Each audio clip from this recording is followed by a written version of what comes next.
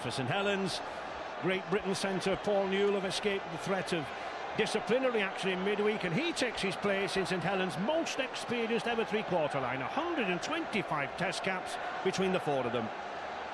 And up front, the addition of those Aussies, David Furley and Peter Shields, give Saints the biggest ever pack fielded in a cup final. On the substitutes bench, Saints coach surprisingly picking two backs, Anthony Stewart and Steve Hall. He says he has a plan, we'll find out shortly. And four internationals on that Bulls bench, including that imposing figure, Paul Anderson. The bounce off the post confusing everybody. Nickel. Back to Long again, with the kick, Martin going for it, and Martin surely has got that first try! The referee, he wants to look at the video! He's calling on Mr. Cross with the video referee. Just follow it through and have a look at it. Main question is, was he onside? Then just follow the grounding through.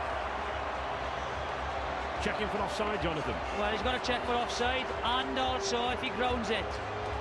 This is what Regan is off for.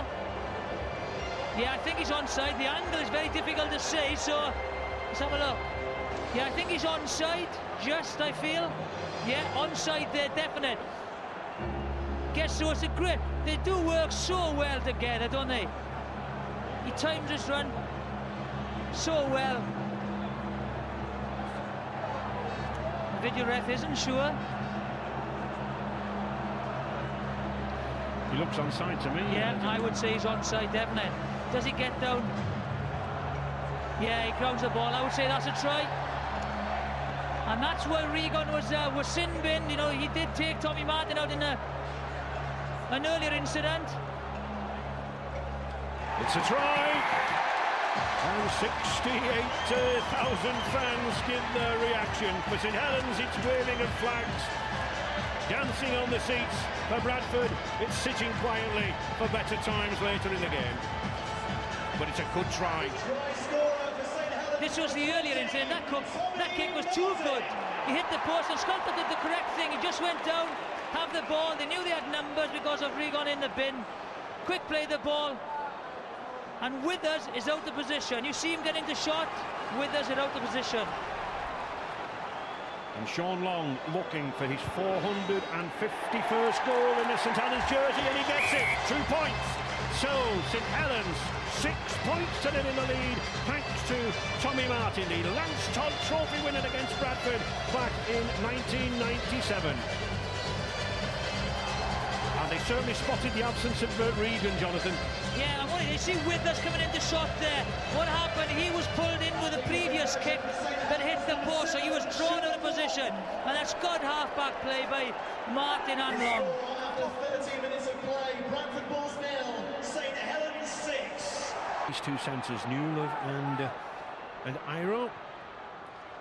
Another kick again, superbly picked up. Oh, it's a try, surely for Kieran Cunningham.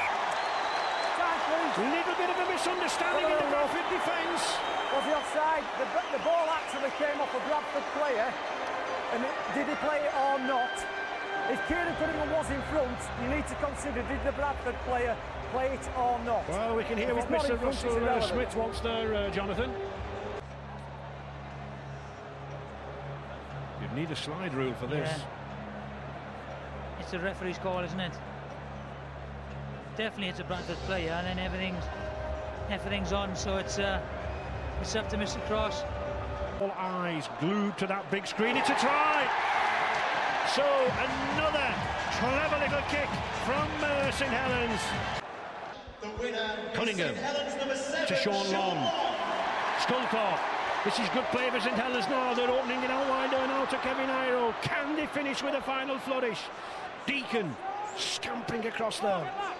Still, good defence from Bradford. Hard, dour game. Both these sides will know they've played in a game. Here's a chance for St Helens. She is just short. Just short on the fifth tackle.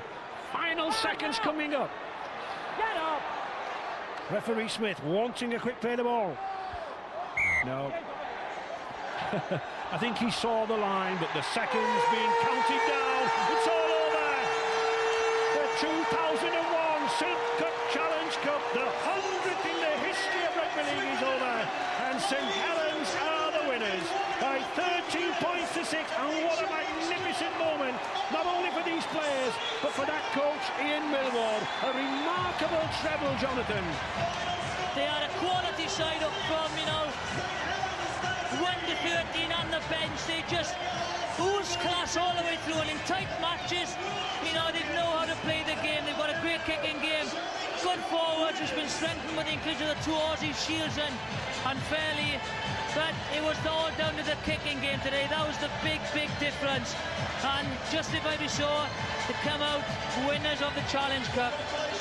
Somehow I don't think that man Ian Millward is too bothered about the rain now, and I don't think those St Helens fans who really were soaked at the right hand, I don't think they'll be too bothered.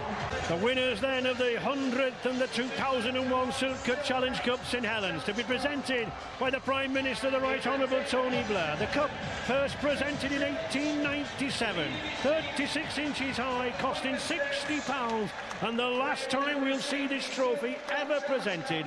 It's wearing too thin now after 100 years. A replica will be unveiled next year. 51 steps to climb, a little higher than at Wembley's 39, but I don't think that will trouble St Helens skipper Chris Joynt. St Helens then to lift their 8th Challenge Cup final, the 3rd against the Bradford Bulls. They were runners-up to Backley in the first in 1897, the winners in the 100th.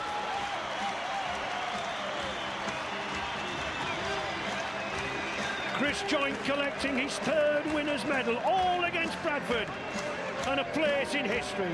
Skipper of an amazing triple winning side. Anthony Sullivan, he had somewhat of a nightmare in the league game against Warrington last week. There were doubts whether he would be here, but the confidence of his coach kept him there, and he's not let him down.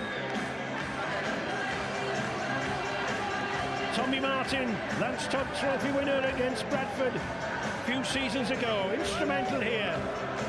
And David Fairley from Australia, absolutely delighted. Sean Long, the Lance Todd Trophy winner. I wonder, does he know yet? I don't think he'll be too bothered. And Sonny Nicol, twice on the losing side with Bradford against St Helens at Wembley. Now a winner's medal. Dave Callaghan there, the Rugby League's Director of Communications, just a good one. And Veer Matalja, the hard, tough, uncompromising forward from Samoa.